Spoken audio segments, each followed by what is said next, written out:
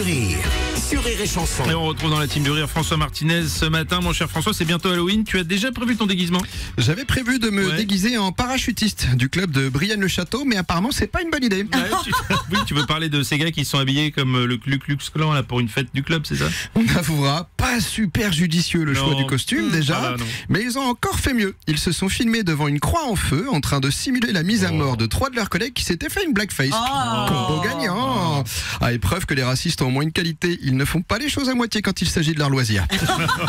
Et on est bien dans le thème d'Halloween pour le coup, car leur vie a tourné au cauchemar. En quelques jours, ils sont passés de mais ça dans le groupe WhatsApp, ça va faire marrer Jean-Louis à bah t'as perdu ton CD et tes amis. Après, tout n'est pas perdu non plus. Je crois que Philippe de Villiers a demandé à racheter les droits et les costumes pour une nouvelle attraction historique au Puy du Fou. En même temps, c'est vrai que ça devient n'importe quoi cette mode des costumes pour Halloween là.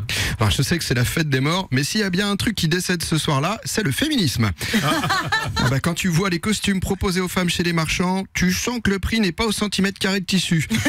Et la preuve en est, franchement, entre le costume de Damon Sexy et celui d'Anne Hidalgo, c'est le deuxième qui me donne des cauchemars. Oula Bruno, je sens que je te paie. N'imagine pas Damon Sexy, pense plutôt piste cyclable et voie de berge, sans contrepétrie. Mais je te remercie. Bon, c'est vrai qu'on voit défiler de tout et de n'importe quoi avec ces costumes sur les réseaux sociaux notamment. Sur TikTok, une nouvelle tendance émerge pour Halloween 2025 depuis les États-Unis. Le costume est simple, cagoule, gilet jaune et couronne. Toi aussi, déguise-toi en cambrioleur du Louvre. Je comprends pas comment ça peut être une tendance Halloween. Ça fait flipper personne. Alors, sauf peut-être quand même Pierre-Jean Chalençon qui le dit lui-même. Oui, un cauchemar. Rendez le bijou de la couronne.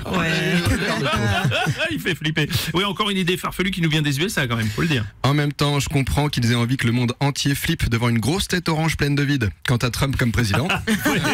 On se plaint pas, mais ça donne des bons côtés aussi Halloween, c'est sympa. Non? Si pour ta déco, t'as juste à foutre de la poussière, des toiles d'araignée et laisser des rats se balader, t'as un paquet de commerces parisiens qui vont pas dépenser un centime chez Jiffy. Et puis c'est quand même le seul soir où si tu es tueur en série et malin, tu peux balader un corps découpé en faisant passer ça pour de la déco réaliste. C'est vrai, c'est pas faux. Bon, ça reste une fête païenne que certains Français ont du mal à adopter encore. C'est vrai, et puis elle reflète quand même certaines contradictions, comme celle de tous ces parents qui toute l'année expliquent à leurs enfants qu'il ne faut pas accepter de bonbons de la part d'un inconnu et qui l'espace d'une soirée leur livrent carrément à domicile.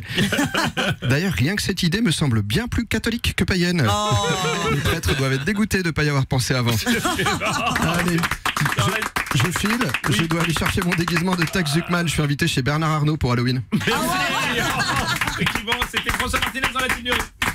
La team du rire Une nouvelle star du rire en direct tous les matins à 9h10 sur Rire et Chanson.